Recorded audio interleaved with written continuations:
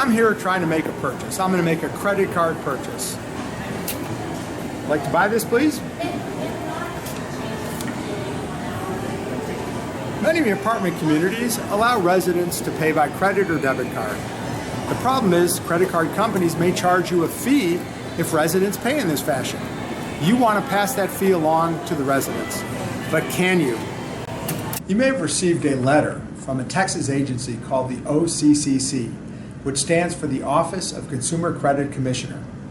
This is the agency that has the authority to enforce the state's prohibition against credit card surcharges.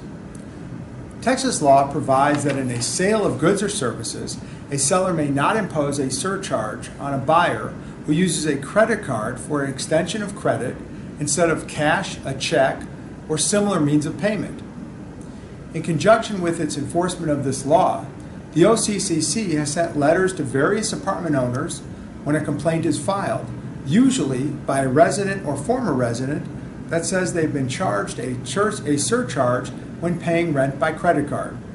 Although there may be arguments to be made in favor of the owner based on the circumstances of any given complaint, the OCCC has taken the position that there are four main alternatives to a prohibited credit card surcharge.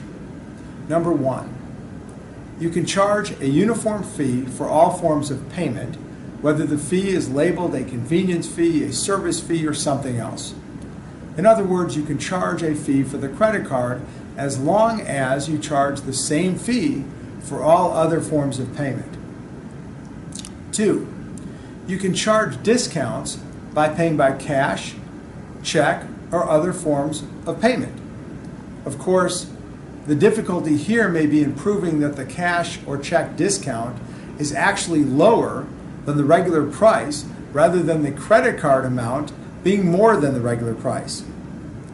Three, you can offer more than one method of payment by credit card where at least one of the methods does not result in a fee. For example, you could offer an in-person option to pay by credit card without a fee and an option to pay online by credit card with a fee. Since there is a way to pay by credit card without incurring the fee, the online fee would not be a surcharge for paying by credit card. Four, you may contract with a third-party payment processor to accept payments by credit card. The processor may charge a fee that is higher for credit cards if three conditions are met.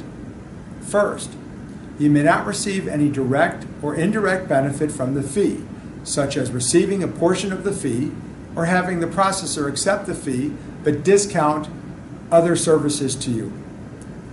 Second, your relationship to the processor must be limited to one that only deals with processing payments.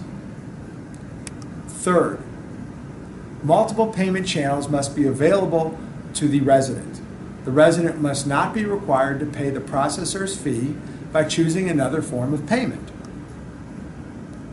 In addition to credit card issues, a new Texas law that went into effect September 1, 2015, also prohibits surcharges on debit cards.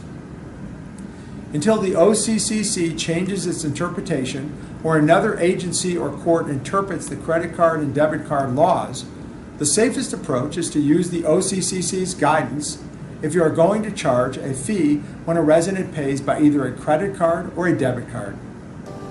I'm Howard Bookstaff, and this is your Legal Lowdown.